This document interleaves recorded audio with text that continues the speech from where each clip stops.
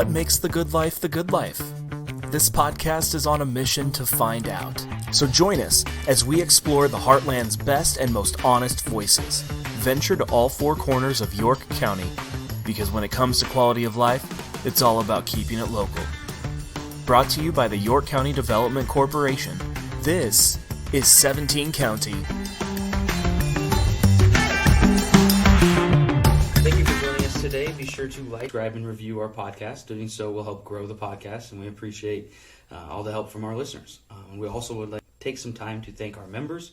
Without these great members, we wouldn't be able to do what we do down here at York County Development Corporation. So we want to thank our members such as Central Valley Ag, Cornerstone Bank, Mead Lumber Company, 1049 Max Country, and Cool 1035. Just some of the great members that we have here at York County Development Corporation. So if you're interested in being a member or learning more about our members, you can find them at our member directory page at yorkdevco.com. That's yorkdevco.com. And so we'll jump into our interview. Today we are joined by a York native. He grew up in York, and his first jobs were here at Penners and Wyatt, learning all he could from Clarence Hoffman and Roger Wyatt running their business. Randy leveraged that experience and decided to start his own business, York Boot and Repair, in 1999. So today I welcome business owner and county commissioner Randy Obermier to the podcast. Welcome. Thank you. Good morning. Good morning. Yes, good to have you. We'll kind of jump in. This first segment's called What's New, and it's kind of talking about new things going on in the community, whether it's new in your department, office, wherever, business.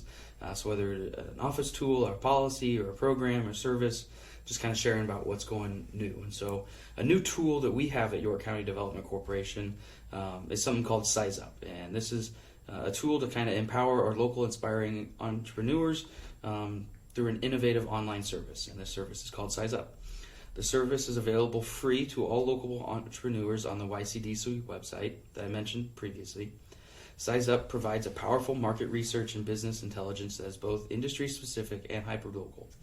It includes the same and similar data that is used by huge corporations, but which has been historically inaccessible to small businesses because of the cost and expertise required to analyze the data. Size Up helps to level the business playing field by empowering our local entrepreneurs and small businesses with this data insights at no cost to them, so they can make data-driven companies just like the biggest companies. So we hope to have this tool be used by our local existing businesses to find their missing markets. You know where your customers are, but it's tough to know what you don't know. So this tool hopes to kind of shed a spotlight into those darker areas that you may not know about your business. And if you're thinking about starting a business, this is also a great tool to help justify any of your thoughts about starting this business. It'll help show you if the need is there, if the desire is there, the demand is there. And so we hope that this tool is used by everyone in the community that is interested in starting a business or has a small business of their own. So what's going on in your world? Well, a couple new things. We just closed out the year 2021 at our county commissioner meetings yesterday. And as we start the next year, 2022, will be an election cycle, which runs from 23, 24, 25, 26. So us as elected people have to sign up every 4 years, and that will start just after the first of the year. We can sign up for an election. We have until roughly February 14th to get our signature on if we're going to rerun, and then that's for the incumbents. And then, of course, the newbies have an extra 15 days to decide if they want to sign up. So that, we'll have an election year this next year. But maybe more exciting in our personal life, our business that you mentioned that we took over in 1999, when we turn the key next Monday, we'll be opening the door of its 101st year in downtown York. And not in the same place, but right next door. So in 1921, the Garner family started that business on the west side of the square, and we're still fixing shoes there yet today. Now, we do much different business than then, but there's not many businesses in downtown York that will be able to say that. So it was pretty cool. That is pretty awesome. Yeah, that is an exciting... do you have any plans for anything? Any celebrations? Or we went through this year, which would have been our 100th, and we kept thinking we're going to do something, and we're blessed. We just are so busy. We just we didn't do anything.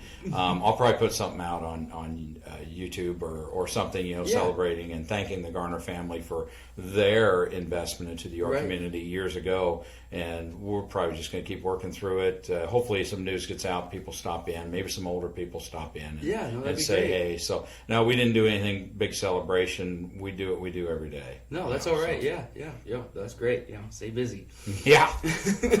So we'll jump right into our interview. So you grew up here in kind of the York-ish area. I know you kind of started up in Strasburg area. So tell me a little bit about your family growing up, your parents, siblings. I know you probably had some grandparents and cousins in the area. So just talk to me a little bit about growing up here in the community and what that was like. Yeah, we moved to York from Strasburg when Overland took over and brought the company to town, which my dad worked for 21 or 22 years before he had to go away from us. The good Lord came and took him. But anyhow, we grew up one of three brothers. The house that we grew up in was right on Nebraska Avenue, so my shop was within 2 blocks of that house. And unfortunately, Mom got taken from us last year, so now it's just me and my 2 brothers around. But the grow up time in York was great. We grew up in the 70s and 80s, which was pretty cool time. Everybody was pretty evenly matched, so to speak. It was just a different time than what we're living in right now. But our family, moved here in 1850, and so they've been in the Waco area since actually moved in there in the 1870s. So I haven't got too far, about 8 miles away from where the homestead is still in family hands. So that's pretty cool. We're deeply rooted and invested into this county, and we really enjoy it.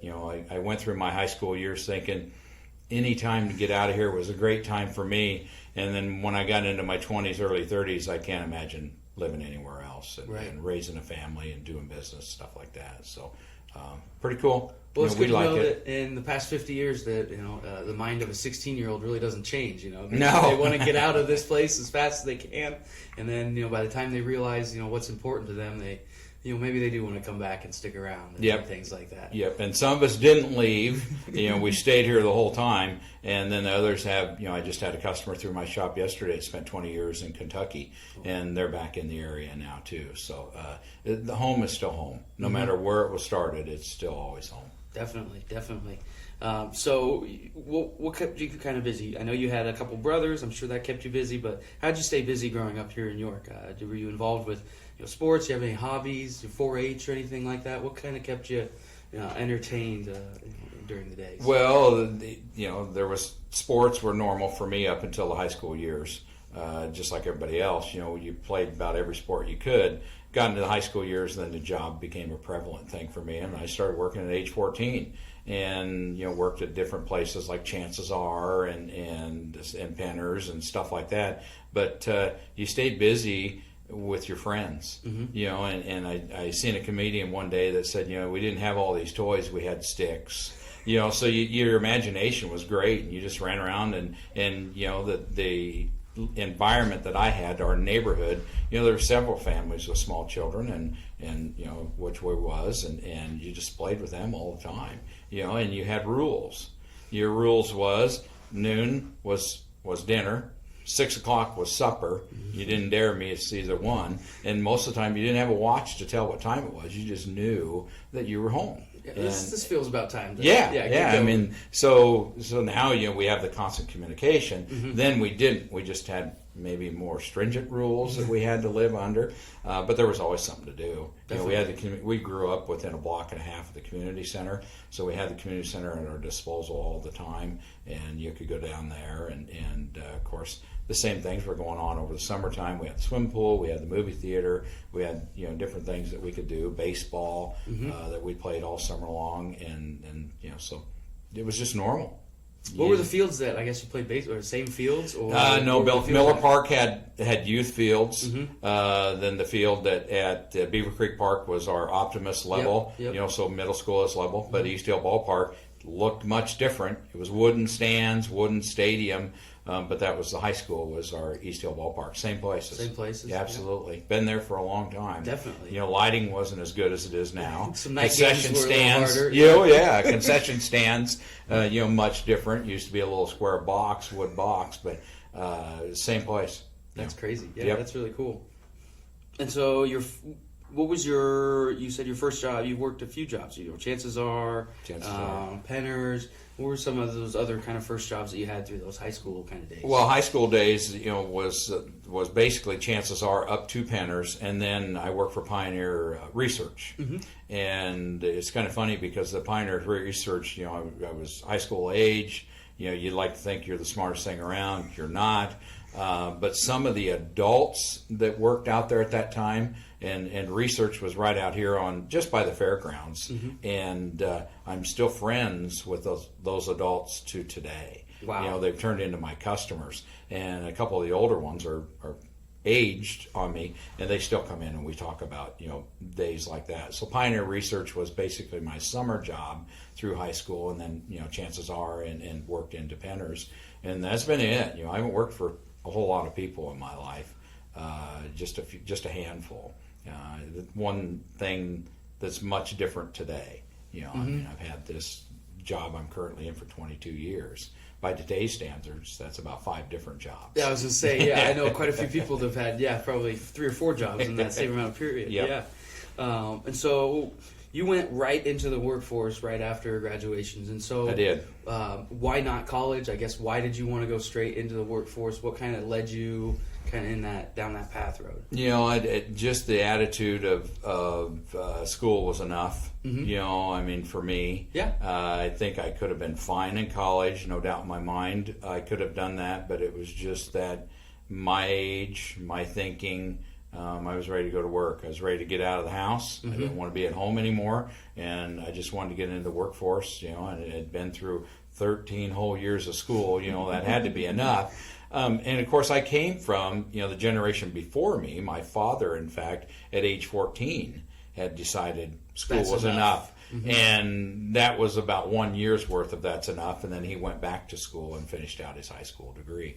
So we didn't have any of that college in our immediate history. background.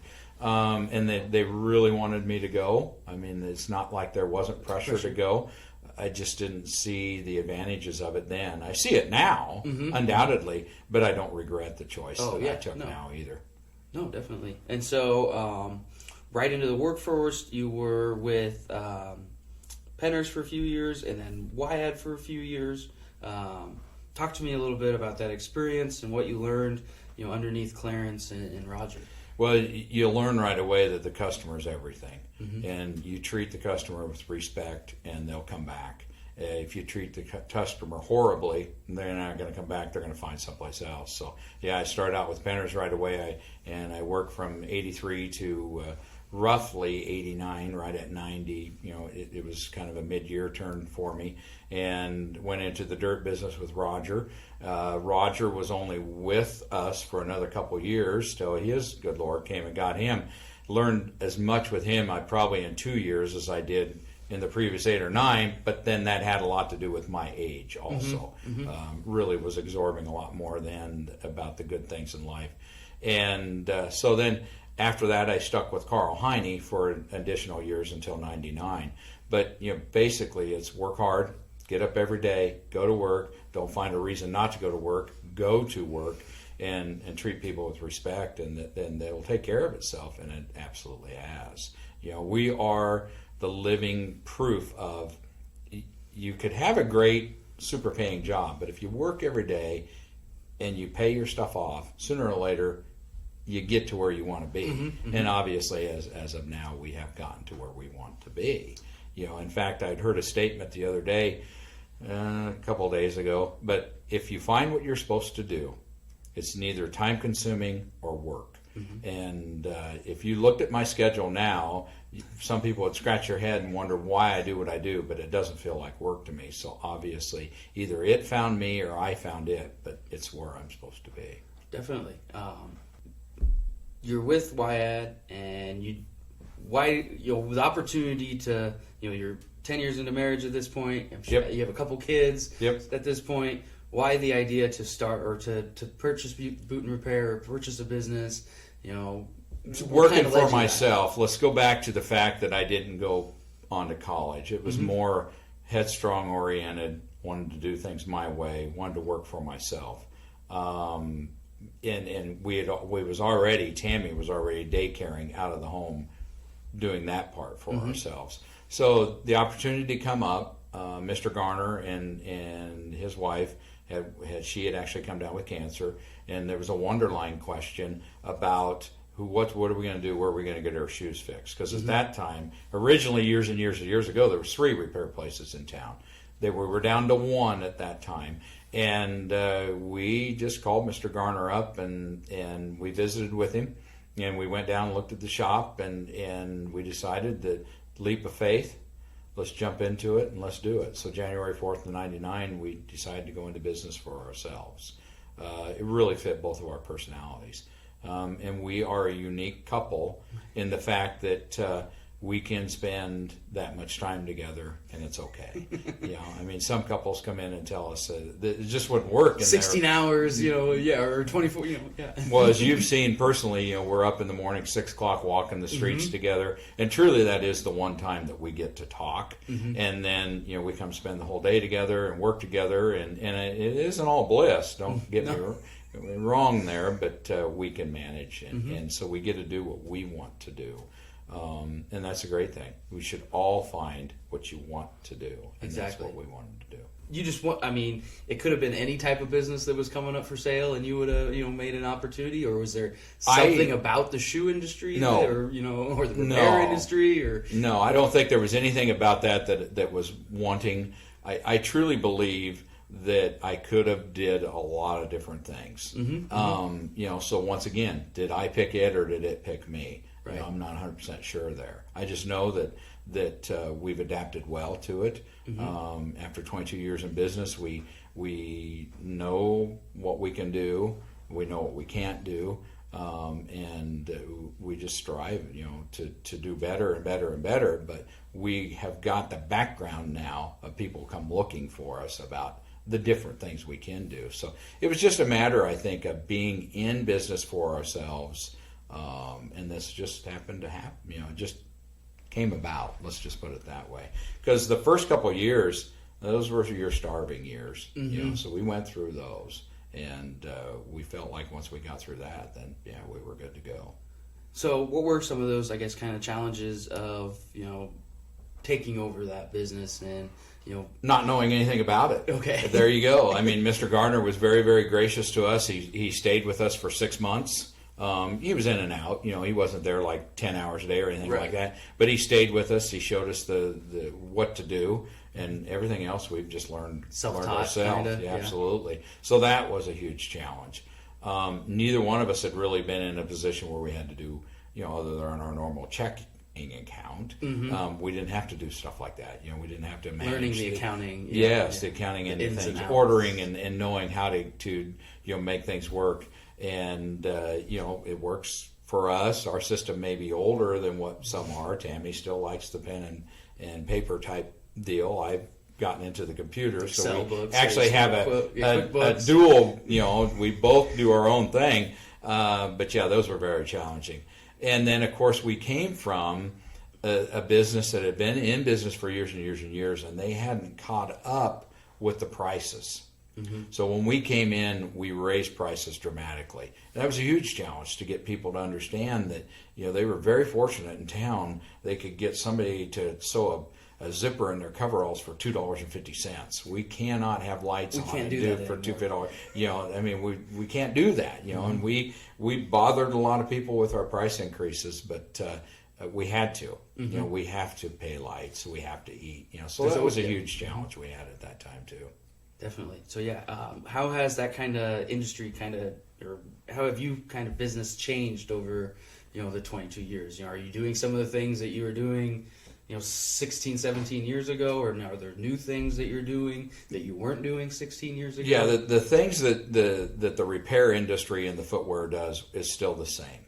We're just not doing as many as some of the repairs. I have specialized into orthotics, so I work more with people's feet than maybe what was done before. And then we also get into what we call build-ups. So if a certain individual's got a leg length discrepancy of a half inch, an inch, even up to 2.5 inches, I think is some of our bigger ones. So we do that in a large area, meaning, I do work for a company down out of Kansas.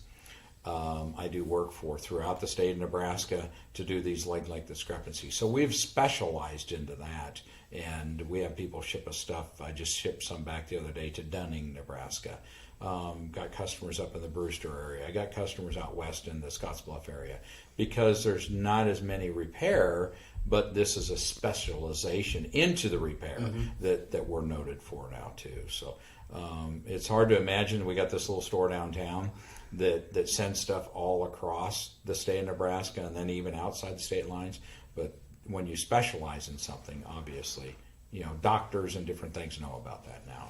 So you do have quite a bit of a customer base outside of Absolutely. York proper. Absolutely. And how has that kind of grown over the years? I mean, it probably wasn't that way. No. Yeah. Well, the two things that made that happen, obviously other repair stores have went down. And then, we do utilize some social media, not as much as I probably should. And, we got a website. And once again, I don't do as good a job as that as I should, because the local area, and when I talk about local area to me, will range from Hastings to Lincoln. And it'll go to Columbus to 40 state line. 40 mile Yeah, radius. it's huge compared to what it used to be, because the store in Grand Island's there no more, the store in Hastings there no more, the store in Columbus is there no more, just one or two in Lincoln. So we cover our local area is big. And then the people that get this stuff done, a guy was just in the store the other day from St. Ed, Nebraska. I mean, they just come and find you. And it's easy for them, because a lot of them are heading maybe to Lincoln to the doctor, or Lincoln, and then they just drop it off and we ship it back. But I ship stuff back to Oregon. Wow. When I just built a belt the other day out of alligator hide that it was sent from me from a person that used to live here in Nebraska. Now they live in Florida. So they sent it back. I built it, and then we sent it back. So you have that too. You have the kids that have moved away but still know the stores here, and so we do stuff like that. To heck with trying to find one in my area. I know where one exists. Yeah, and they probably could, but whether they want to or not, I don't know. Because you get into the bigger states, you undoubtedly can find some more of us out there. So what are some of the kind of other services that you offer that maybe people don't think of, outside of you mentioned zipper repair, you mentioned button, or I guess. Yeah, Tammy has got a stack of zippers. Obviously, the weather's going to get cold this weekend. The zippers are piling up in there. But, for instance, a few years ago, we started doing more and more awnings. And then we had the downtown revitalization program, which really helped us locally. But, we've done awnings in Strongsburg, in Gresham, in Geneva, different places like that. So we're doing more and more awnings. We partner with Wallingford Sign to do that, because he does the infrastructure and then you provide the material. He helps me with the installation and takedown, because obviously when you start getting a 24 to 30 foot awning, even if it's in 2-3 pieces, you got to have help. Yeah, you can't have and then he does the signage on them. So it's a good partnership between the two of us. And then we've got, like I stated before, we get into orthotics. So we do custom orthotics for people, which was never done before in the store. Still do the basic repair things, but I build a few leather items like cell phone pouches. Okay. Specialize into that. Obviously the belts and normal things like that we do. So we could almost go through the alphabet and probably find something in every letter of the alphabet that we work on. There's way too much to remember. Or, for instance, we had a backpack come in yesterday, a college student's home, and they need a place to put a pencil or something else, and we just sew a pouch on somewhere. We just do something, it just, come in with a problem and you'll find the solution. We try, we luggage repair, we do work on tents in certain times of the year, not so much this time of year. There's just, you just never know. We sew ratchet straps together, tie down straps for stuff. It's so you do a little bit of sewing and a little bit of name it. Yeah, okay. Yeah, absolutely name it. We still get surprised once in a while what comes in the door. But if we can fix it, we're sure going to. I mean, I don't advertise this, but I have a classmate that is no longer lives in York, but his mom does, and we're still obviously friends. She brought her earring that had fell down, or fell apart. She brought it down for me to glue back So together. do some slight, yeah. Yeah, I mean, you got to do what you got to do. That payment was 2 cinnamon rolls. Yep, yeah.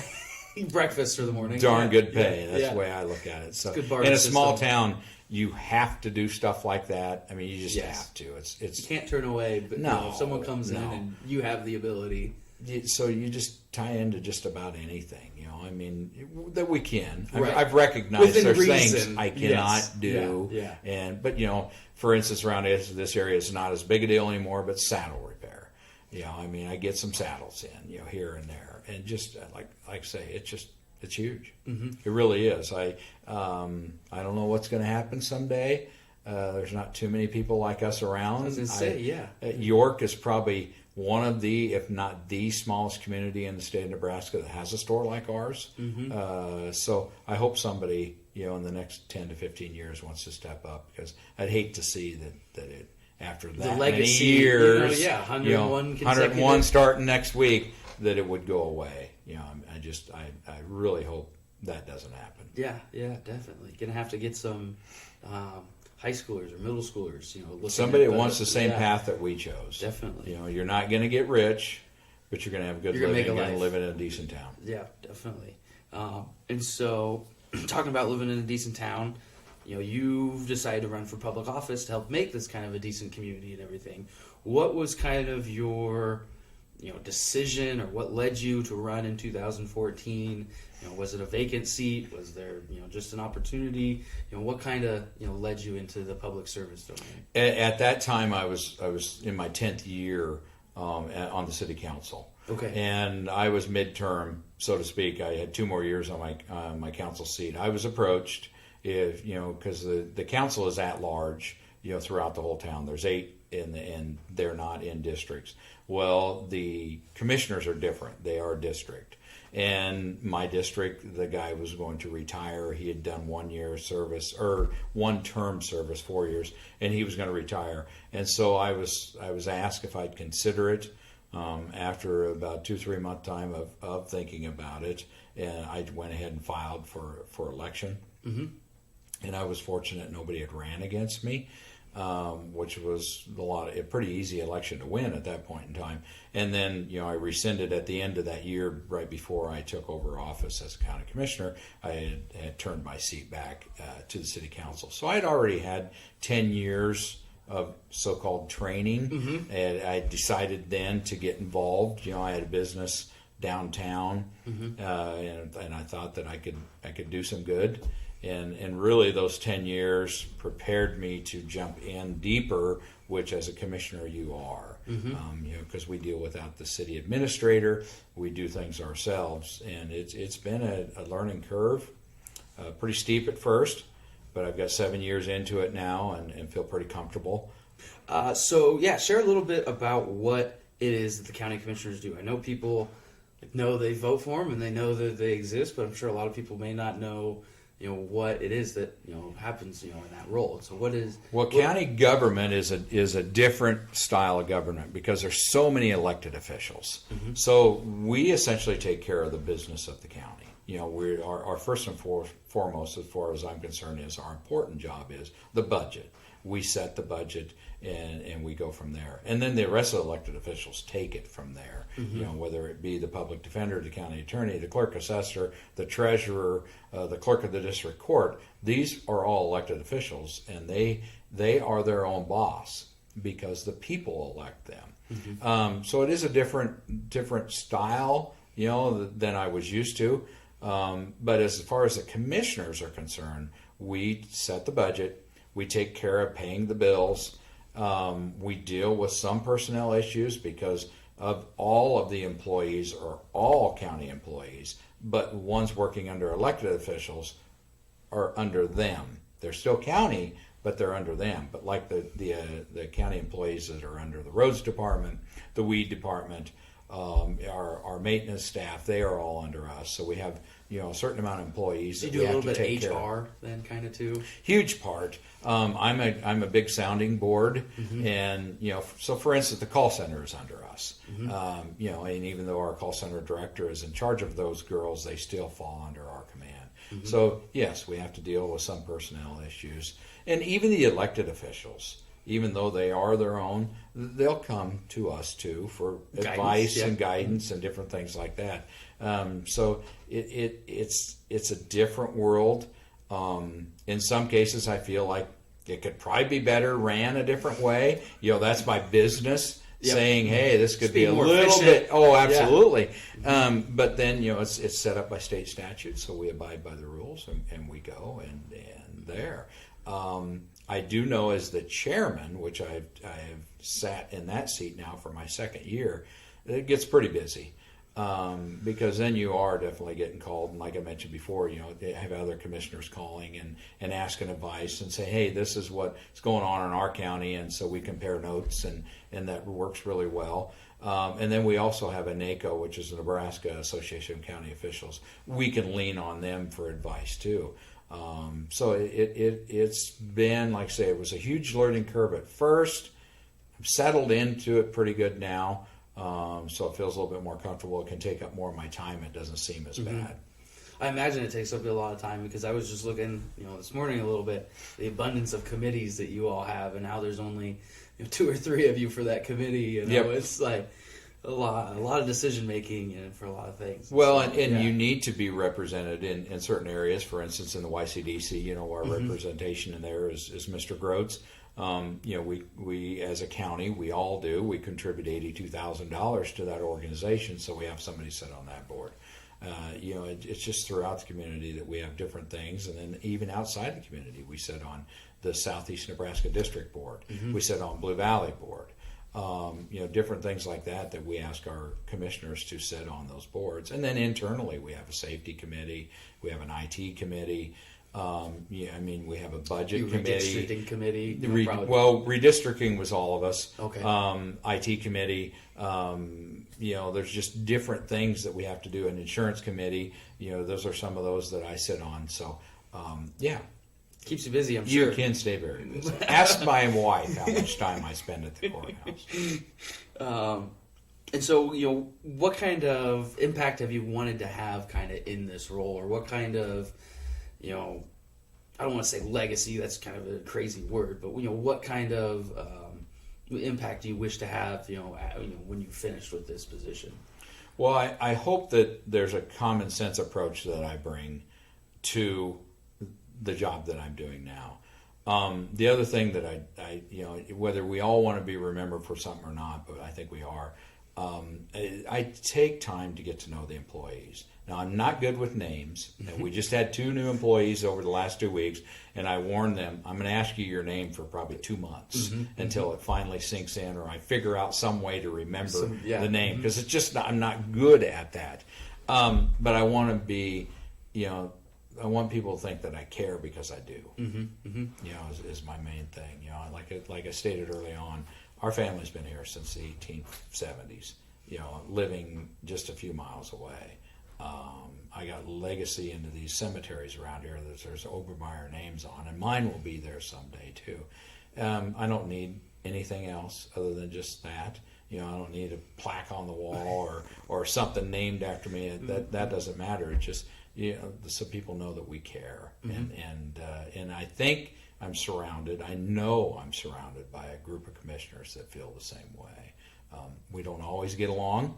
No, we don't always agree. Yep. But the one thing we always do is every other Tuesday we get back together and we do the business of the county again. That's really good, because we hear of these commissioner meetings throughout the state where 1 or 2 commissioners get up, stomp out, words are said, can't take them back in. So I think that level-headed, that common sense, that pays off in the long run. It's huge. Definitely. I certainly think we have a great set of commissioners that try their best, and that's something that I've kind of noticed over the years is we all want what's best for the community. It's just we all kind of disagree on how to kind of get there. Sure. It's the path that's kind of different. We all want the best. It's just kind of, getting there is a little bit different. Absolutely. And so, we'll jump in kind of our rapid fire questions here to kind of round out our interview.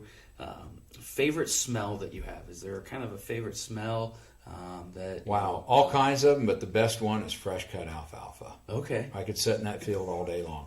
What about it? Just something? It's a sweet smell. Sweet smell, okay. Probably a little bit before you, but we used to have an alfalfa mill on the Okay. northern edge of this town, and then it just flowed across town, as they processed it. But my wife's from the center part of the state up in Burwell, and when those guys are harvesting, that alfalfa, I can just drive around there all day long. I mean, it's a great smell. I only lucked out and I had the sweet smell of the ethanol plant. You bet. That's a good one too. That was a good one. A favorite season of yours? What's Fall. one of the, fall? Hands down. Yeah. What about it? Fall was, as I worked for Penners, I was working with the farmers. They were always in a better mood in the fall, because of harvest time. Yep. The colors are great. Mm-hmm. I'm a hunter and I'm an outdoors person. Fall, hands down. Have you ever been to Maine? I have not. You it is on the list. August to November, if you can get up there anytime in that time period, it is incredible. You're an outdoorsman, you'll certainly appreciate everything. You're within so many miles of a river at any given point, yep. and it's awesome. Yeah, I highly recommend that. What's a favorite way to spend your day off? If you have a day to yourself or with the family, what are you doing? You're gonna. This is funny, but it's at home doing projects. Mm-hmm. It isn't taking off and going anywhere or shopping or anything like that. I feel best when I've spent the weekend doing a project. Mm-hmm. Because I can come back Monday morning. I just feel complete. If I was to lay around all weekend, my Monday would be the worst Monday on the books for me. It just doesn't work that way. So I like dinking around the house. I like doing projects. I like always something to be done. Even if it's go home and have to, we have a little bit of a shelter belt on the west side of our property. Mm-hmm. If it's cutting one of the trees down and cutting them up, I'm totally content with that. Mm-hmm. Definitely sounds. Yeah, you keep a busy life. Then it certainly sounds like. Yeah, absolutely. A favorite restaurant you have here in York County? I know it's probably tough to name just a favorite, but if there's one that you take family to or something on the regular, people visiting from outside. Well, it is tough, because I can sit here and say, well, PK's is back online, love it. Mm-hmm. Chances are I worked there when I was a teenager, so how can I not like that place? Carrie's, they're all, to me, they're equal. Hunter's Lounge, my family grew up in that Waco area, so Hunter's Lounge has been a part of our family for years and years. So I'm not going to pick a favorite one. I'm telling you, they're all good. They are all even our fast food. That year that our favorite Golden Gate was shut down. Yes, it was a long year. That was or maybe it was more than that. I don't know. It could have been 20 years. It felt like forever without that Golden Gate. Yeah, so they're all they're all good. Definitely. This also probably going to be tough. Maybe there's a few that you can nail, but a favorite memory that you have here in York County, something that kind of sticks out in your mind as a favorite, just kind of a fond memory of the area. We'll go back to probably youth and stuff like that. Because then it's not like you don't have friends now. You do, but we're so busy. Mm-hmm. There was just lots of things that happened when we were younger that friends hung out and did stuff. Through the high school years, different things that maybe we shouldn't have been doing or did. You don't tell a whole lot of those stories when in public, but probably through the high school years was the best. Like I say, until everybody kind of split apart and we all went our own separate ways. But that would be probably it for me. Yeah, growing up in these smaller towns and having those close friends where you can bike all over town. Oh, absolutely. From one friend's place to another. Yeah, it was great memories, certainly. This one's kind of an interesting one. You received $6,000 free and clear to kind of do whatever you want with. What would you do with that kind of money? Would you invest in something? Would you take the family on a vacation? What would you think? Well, we might take off and go to Maine. It's been on the bucket list. We probably travel someplace. Yeah. We have certain areas. We're not interested in international travel. We think there's too many beautiful spots here in the United States that we can go to, and I can drive to most of those. We've been concentrating so far on the wonderful West. We spent a week up at Glacier National Park last year. So probably travel, go see someplace different. Mm-hmm. Not that we have this bucket list. We want to see every state. I would assume we'll get there someday. But that would be... What are some of the things that are on, like, your next kind of trip? What are some of the maybe ideas that you've kicked around of places to kind of visit on your next trip? Yeah, we try to avoid places where there's too many people, which is funny because just a few years ago we went to DC and there's a ton of people there, but it was really, really, really cool. Obviously the main ones are we got Hawaii, we got Alaska that we'd really like to get to sometime. Just go and see the natural beauty that God gave us to look at. That's where we just spend the time. We typically don't go out and eat at a bunch of restaurants. We stop, we pick up sandwiches or make our own sandwiches, and we just go explore is what we do. And usually once you get to talk to a few locals, you find these neat places that don't make the magazines, that are really, really cool. The good places that can't shell out the advertising dollars. Everybody hears about the Glacier National Park. Within an hour of Glacier National Park is this place called Kootenai Falls. Never ever heard of it in my life, and it was beautiful. Rivals. It was beautiful. That's cool. Really cool. What was that called?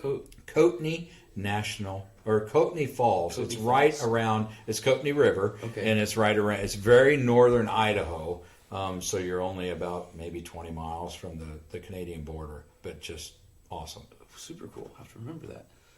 What's a favorite candy or candy bar? Something that, when your sweet tooth kind of... Yeah, well, I don't do much of that, anymore, but I would say that the chocolate-covered peanuts would have been the thing. You'll find out when you get a little bit older, you just got to leave some of that stuff alone because they don't leave you alone. Nope. It sticks right with you for a long time. And then a favorite county or local event that you maybe always look forward to each year, whether it's maybe a community celebration or York Fest, or what's something that you look forward to? Well, not just because I'm a county commissioner, but I do think the fair is one of our neat places to go. You can eat well out there. Pork producers, the beef producers put on a good thing every day of the week. Yeah, the fair board does as good as they can with the finances that they have to have the entertainment. And that is one time, it seems like, where you can bump into some old people you haven't seen for a long time. Because everybody tends to migrate to the fair. So I would probably pick that one as the place. Not to say that York Fest isn't good or the other ones. No. You don't want to get caught saying anything bad, but the fair is it for me. Definitely, yeah. Always a great staple to kind of round out the end of summer, and school's right around the corner and things like that. Yeah, fall's coming. So yeah. Cool. So this last segment's kind of a fun segment where we're going to talk about the good in our lives, things that are going well, just kind of get rid of some of the doom and gloom that's always going on in the world. It seems like that's talking about, and so I'll start off by talking about. I've just been excited. The holiday season's right. We're currently right in the middle, smack dab in the middle of it. Christmas was just last week, and so it was great to get together with family. We just lost Grandpa back in July. So it was great to get everyone together and be around family and everything. So that was great. Yep. What about you? What's something kind of... Well, the one thing I guess we haven't talked about much, or just a little bit we touched on, is the family aspect. Me and Tammy had two children. Nicole, which is married to Michael Runge, and we have two grandsons that live within a half mile of our house. They're 3 and 5. They're it. Alex, our son, unfortunately, the gal he found was just to the east of here, about 2 hours away, just into Iowa. He just recently moved there, so it isn't like it's that far away. No, yeah. It's definitely easy to travel to. But, hopefully there's, getting married this next year, probably a family to come with that too, which is, that's it. That's awesome. Family is everything to us. No, that's been great that, you have... grandkids so close and everything like that. Oh yeah, they pop into the shop, and then that is the one thing that makes me quit working is when those two show up. But they're currently, the one is enrolled in Emmanuel Faith School. There's not very many people can say I went there. My daughter and son went there, so we're the third generation going through there. That's super cool. There's a few people that can say that because the school's been there since the late 60s. But yeah, it means it's a huge deal to us. To have those go through there, our grandsons go through there.